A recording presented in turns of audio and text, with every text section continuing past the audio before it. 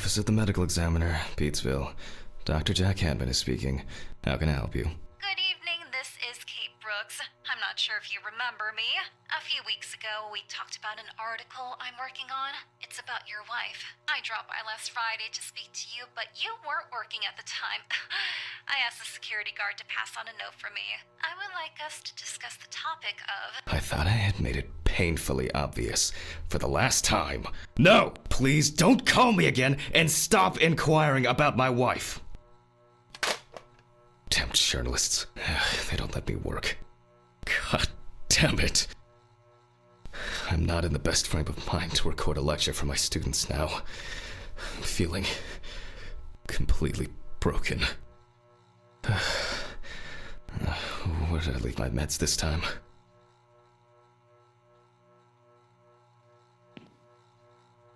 Awful. It would be good to finally repair the coffee machine.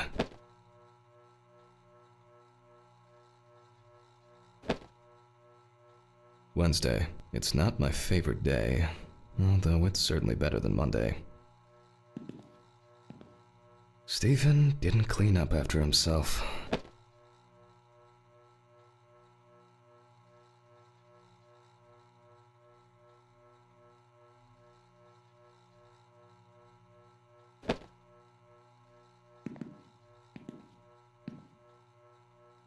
They definitely pay me too little for this.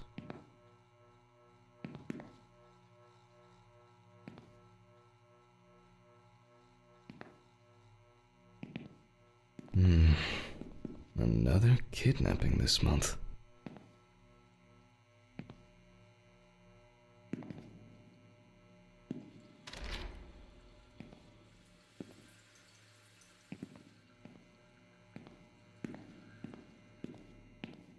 But the word is, the lab will be open tomorrow.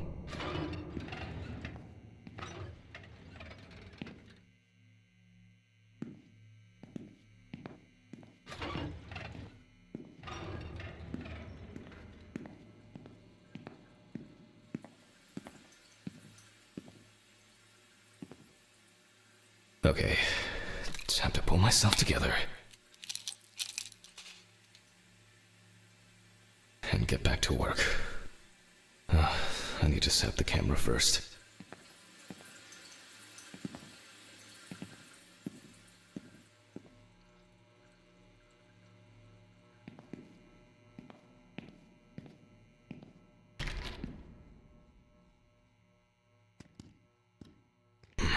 Now remember, Jack, don't forget, hit the record button this time.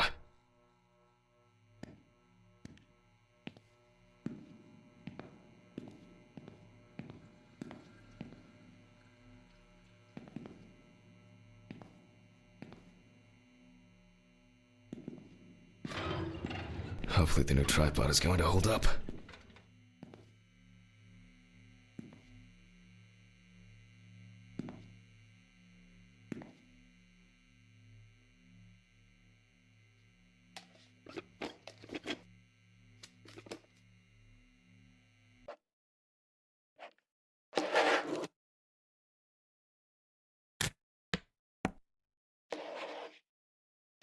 Now, I just have to get everything in frame.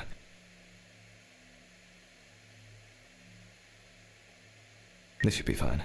November 20th, 1991. Time, 8:43 p.m. Recording for medical students from the University of Missouri. This autopsy is conducted by Jack Hanman. Hello, everyone. Welcome to the autopsy room. Today, you will have the dubious pleasure of following a full autopsy, step by step. For those of you who have already performed your first autopsy, this will refresh your basic knowledge. In turn, for those whose knowledge is only theoretical, I advise not to watch this after a meal. Let's start.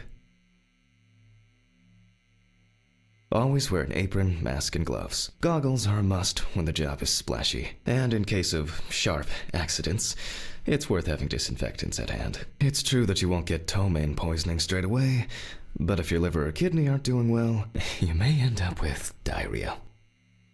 The cadaver is placed on its back on the autopsy table. The pathologist stands on the right of the deceased. Make sure that all the necessary tools are always at hand so that you don't have to run around looking for something like I do all the time.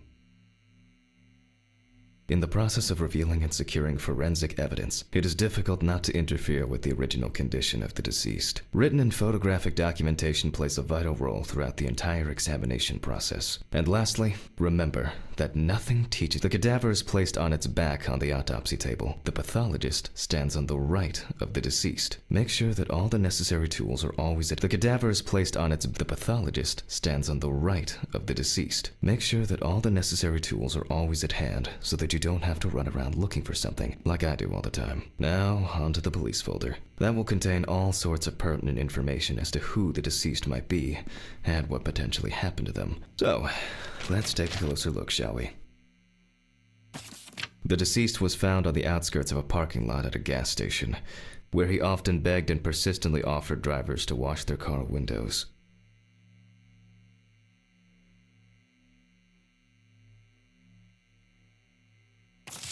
The body was noticed by a station employee during the morning shift. Initially, he thought that someone had thrown some boots and a coat in a nearby ditch. It took him a moment to recognize the pile of clothes as the body of a man.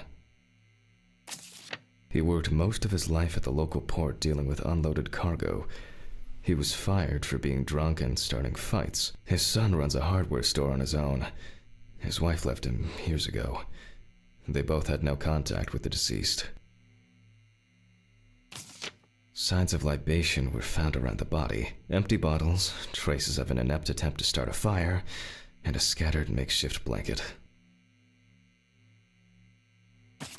The deceased's name is Tobias Chambers, locally known as Old Toby. Homeless and unemployed for at least a couple of years. That's it. It's worth remembering the context around the scene of a death. This allows you to better interpret any traces found on the body. I shouldn't start the procedure without gloves. Now it's our turn to take some pictures for our files. If I can just remember where I left the camera.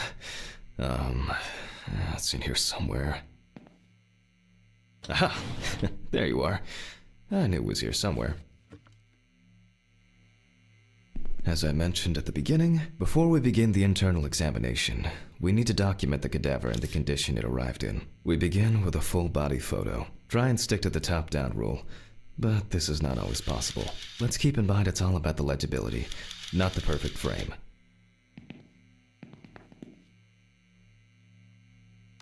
Voila! Now we move on to the next step, looking for traces. Take your time.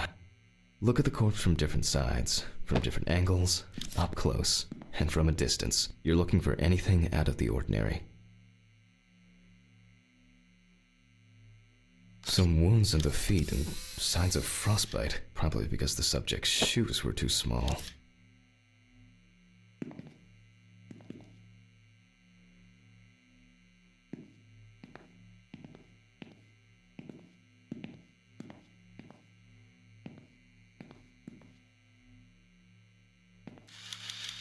Hardened hands, worn out by physical work, and frostbite?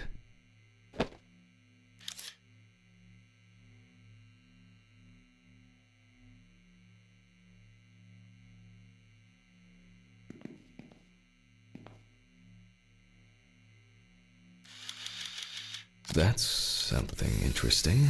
It will be necessary to check whether this injury was severe enough to cause damage to the brain.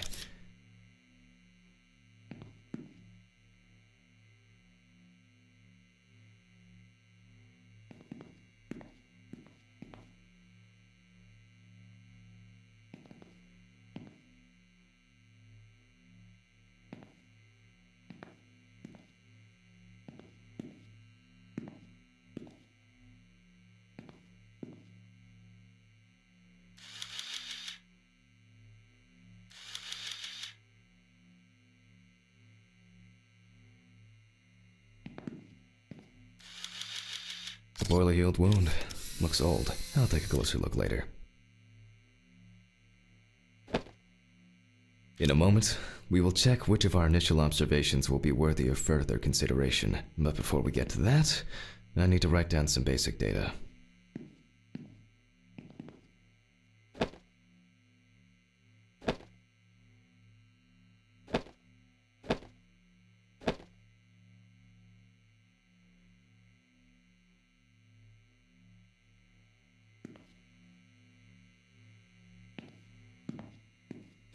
Personal information. The deceased was unclothed. Date.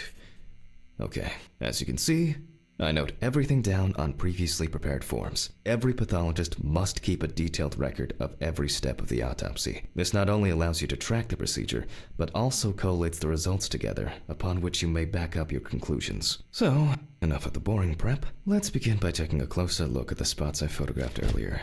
For this, you're going to need a magnifying glass.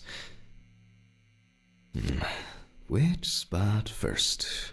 It looks like a burn mark. No doubt painful, but it's not pertinent for this case. I can confirm the presence of ecchymosis on the deceased man's head. The appearance indicates the intravital nature of the wound. Add alcohol, which I can clearly smell, and this was an accident just waiting to happen.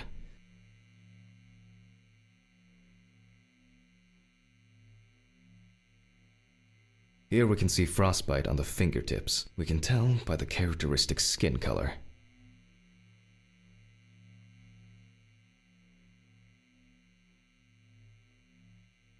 Definitely a painful mix of frostbite, abrasions, and blisters. Old Toby had been wearing shoes too small for him for a very long time. That's if he wore any at all. So far, there are a lot of superficial wounds, but only one serious injury to the head. Let's go back to our notes.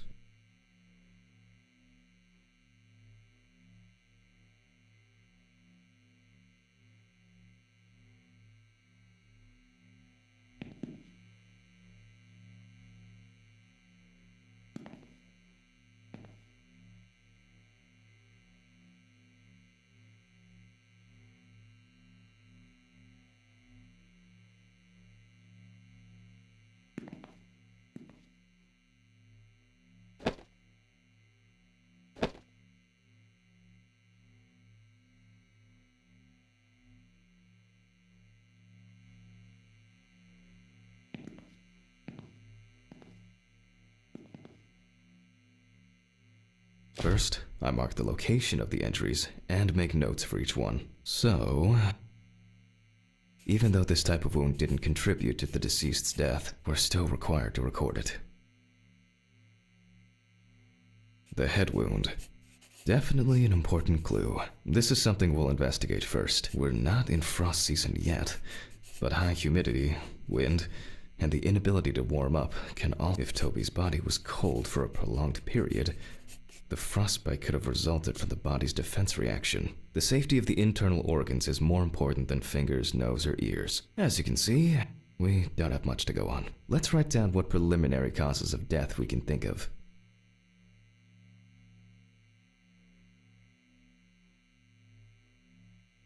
This is of no interest to us. Various types of accidents are a common cause of death among the homeless, and considering the conditions in which he slept, his body may have become hypothermic.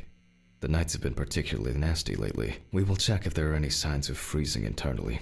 Since the deceased clearly smelled of alcohol, I'll add alcohol poisoning to our list. We still have one thing left from the basics: rigor mortis. Well, we take our deceased by the hand, gradually we raise it,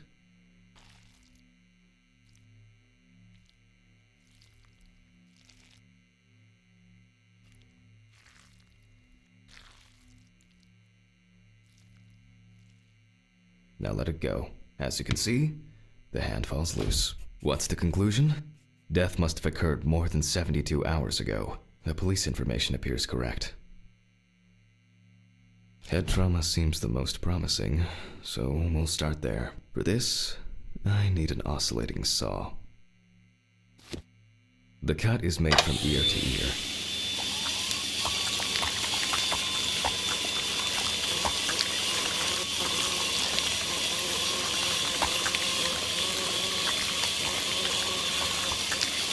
After which, we remove the skin and the top of the skull.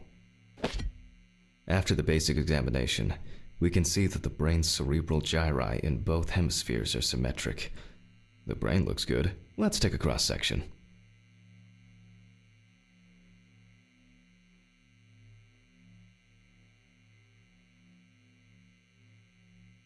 Some pathologists prefer to examine organs without removing them. However, for me, it's much more convenient to examine them on a board, which we'll do now.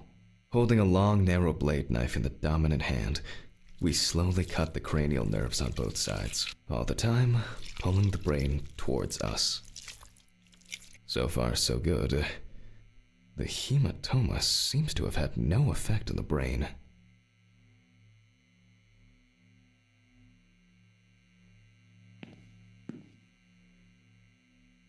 We can rule the fatal accident out as well.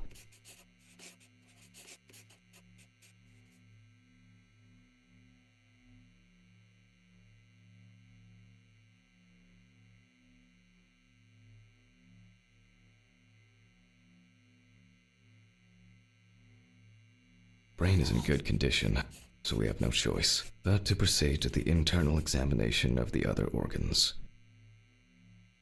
I grab a scalpel from my kit. The incision should be in the shape of a letter Y.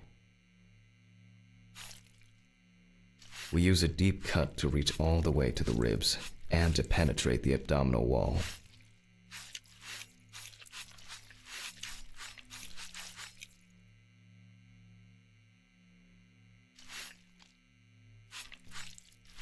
All right, now we peel back and separate the skin.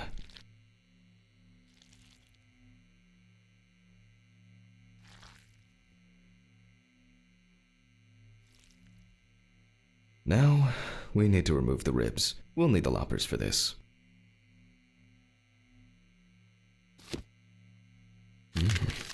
Quite a satisfying crunch, for some anyway.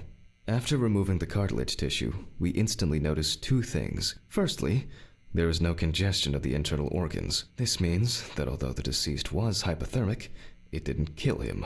Secondly, the deceased smoked like a chimney. So, we should take a closer look at those lungs. We can see widespread black and tarry deposits caused by smoking. Despite the tragic condition of the lungs, they are not the cause of death. Alice smoked too. It didn't kill her, but... what was I talking about? Lungs. Yes. Advanced inflammation.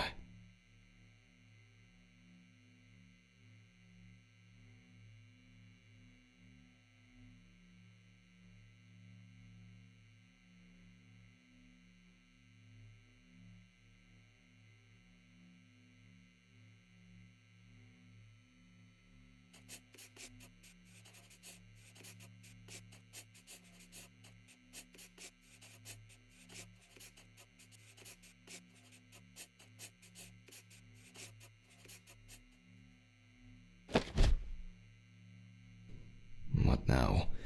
The syringe. Now's a good time to collect some samples. Specifically 3. From the eye, the heart, and the bladder. I'm interested to see the concentration of alcohol in the body.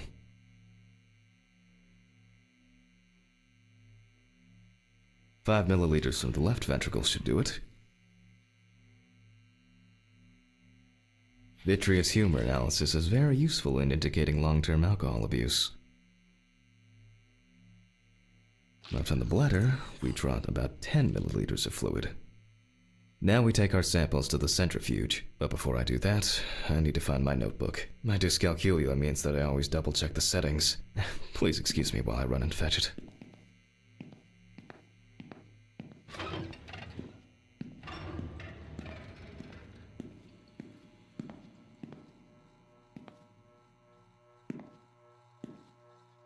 This whole thing is covered in stains. I should check this out under the microscope sometime. Stephen didn't clean up after himself again.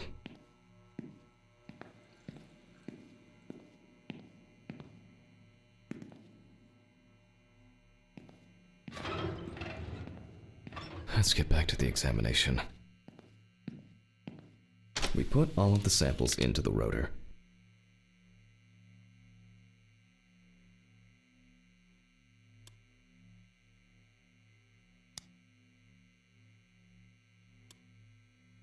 Now, we set the appropriate time and speed.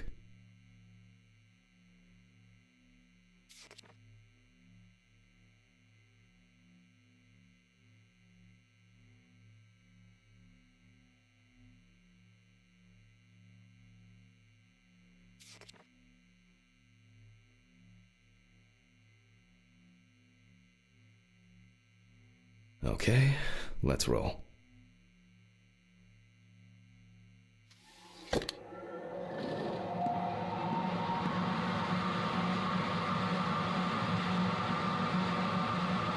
Oh shit, the fuses again.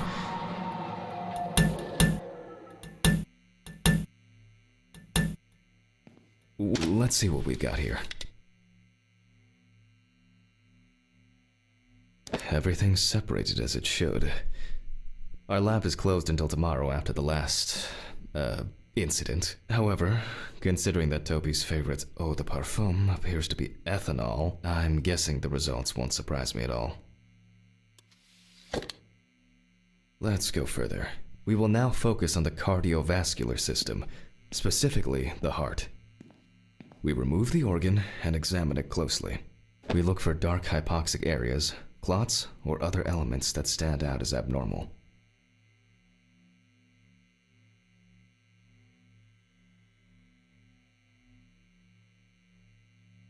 At first glance, the heart looks fine. The pulmonary trunk and aorta seem to be in good condition. There are no pathological changes that would have contributed to Toby's death.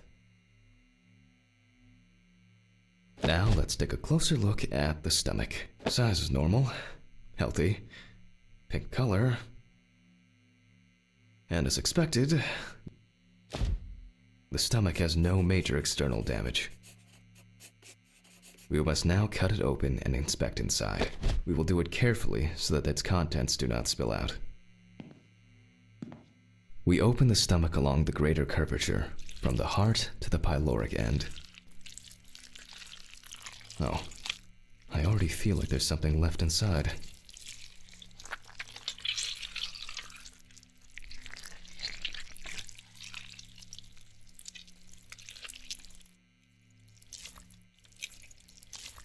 Okay, large amount of gas, small amounts of yellow, grayish food content, resembling some kind of meat. Either our deceased hadn't eaten in days, or the bulk of his stomach had already found a way out. Looks like I'll have to find the missing contents.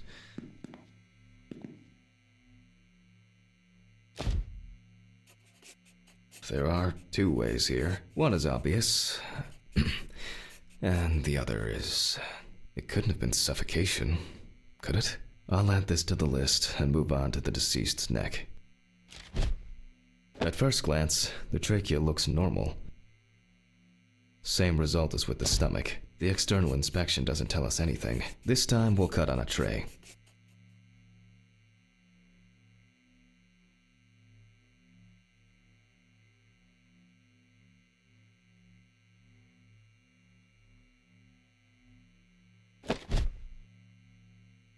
While cutting such a small organ as the trachea, we must make a precise incision.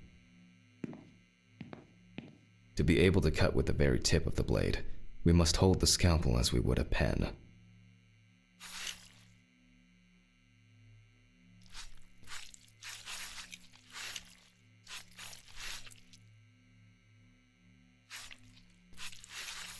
And after careful examination and deduction, we've got it, a clogged trachea. It's time to summarize the whole thing.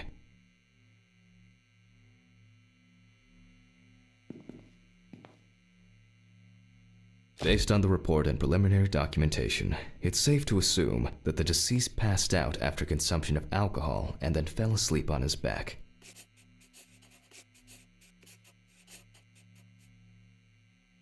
Then, the gastric contents refluxed and flooded the airways, causing death.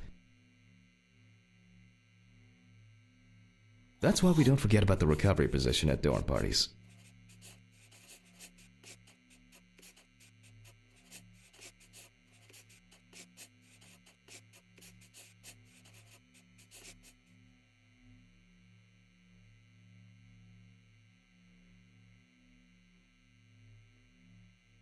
And now it's all clear. The death was suffocation. Now, signature.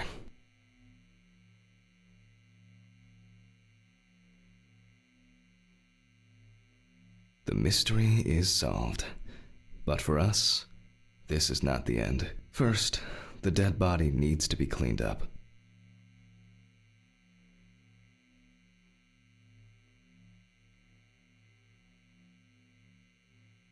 For this, we will need to close the body and grab the needle. First, we unroll the skin flaps.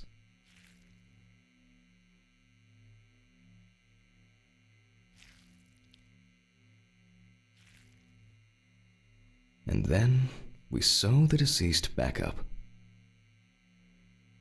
I'm using the baseball stitch technique. This stitching method is very strong and quick to do.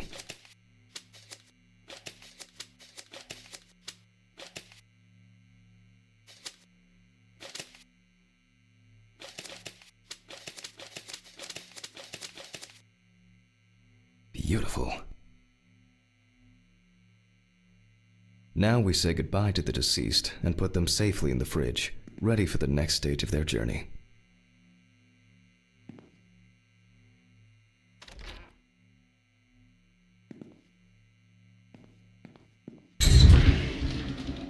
God, I'm tired. I'll drop these samples off at the lab on the way to the bar.